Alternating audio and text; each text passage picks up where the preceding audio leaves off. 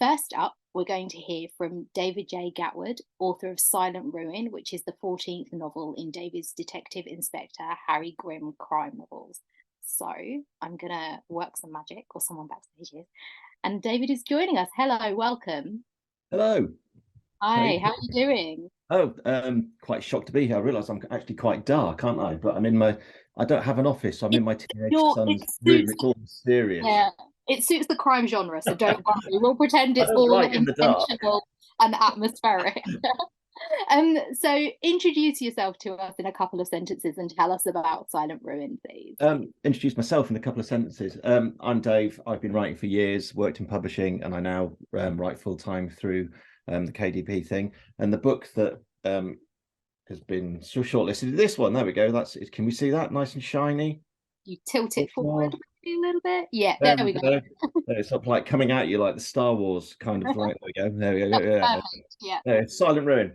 So yes, it's a police procedural, and the one sentence would be: a vanished couple, hidden treasure, and a body on the moors.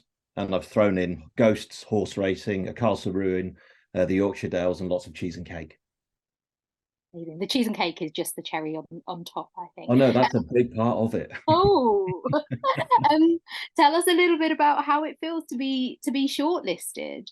I'm still a bit giddy. It's to be honest, it just feels a bit surreal. I mean, I just entered in. It's something I would never ever because there are thousands of people who do that. Throw their work in there, and I'm when I got the notification of it, it's just shock. Really, I'm kind of floating, thinking that can't be me, but it is. So here I am. Yeah, it's amazing. I'm very humbled by it, to be honest, because it's very reader led, isn't it?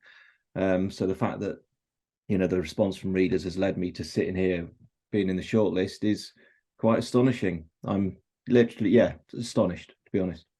Well, it's definitely real, I can assure you. I want to ask you a little bit about your book and the series. So you spent a lot of time with DPI Harry Grimm over the years. What keeps you drawing you back to him as a character? I can actually hear him talk, which is really weird. Like even this week, I write in a shared office space in town, and I needed to really gear myself up for the writing. And I was honestly talking to myself as I was walking into town, going, "Right, Harry, we need to sort this out. We've got this investigation to do." And I can hear him going, "Right, no problem at all." And it is honestly like that. I think I've got such a cast. For me, the writing it's this cast of characters more so than the crime. And I think that's kind of what the readers have fallen in love with. I've got this really great cast of people, and I love hanging around with them. So, I write 4.5 books a year kind of thing. And I just want to keep hanging out with them and seeing what happens next and seeing how their lives progress, not just with the crime, but who's going out with who, what's happening over there, what are their lives about. That's what it is for me. I just love hanging out with the characters in Yorkshire, in the Dales, where I grew up. It's so interesting to hear you talk about crime fiction in that way, because I think the best crime fiction is character led. The crime is very, very important, but the character and the characters and how we relate to them is so key. I wondered if you could talk about if there are any crime authors that are doing things that you really love or that inspire you in your writing in that way. That inspire me in my writing. And I loved Peter May's stuff. The Lewis trilogy was amazing. It was so atmospheric. I've got family in Scotland anyway, and I just love that. I've never been a massive crime reader. I've been more sort of all over the place. I've written horror, I've written military fiction. I've read loads of genres, but I found Peter May's stuff fantastic. And for me, for crime, it was more TV led. So, I grew up watching Poirot with my mum and dad and my two brothers. I love Death in Paradise, which is just glorious nonsense from start to finish. And in many ways, I think that's kind of what I've created. I've got Wensleydale, which isn't very big. I've got murders happening all over the place. If I keep writing this, I'll have killed everyone in the Dales, but no one cares because it's just a lovely little group of characters. There's a crime, and around that, I build what these people are doing, their lives. Babies are happening, stuff going on over there. Someone's doing it, and that's what I adore. It's almost a soap opera, and that kind of thing, and also like TV series like MASH. Yeah. That kind of thing had a big influence as well. What's I mean, you clearly sort of love love this world, and you say you can hear Harry Grimm.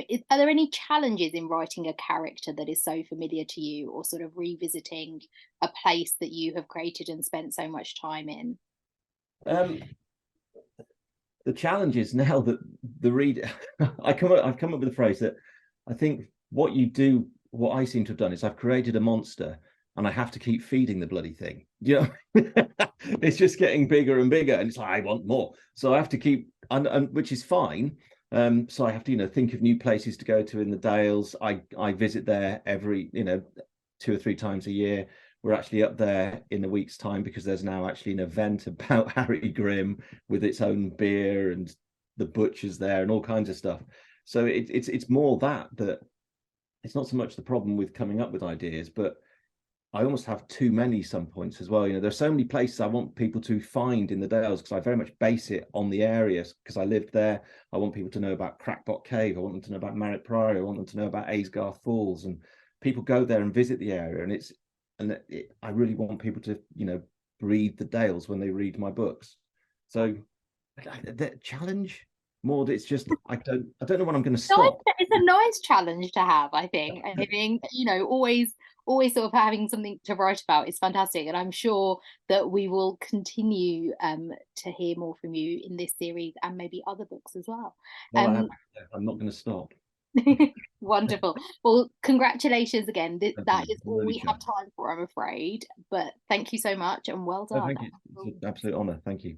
A few months. All right. Thank you very much.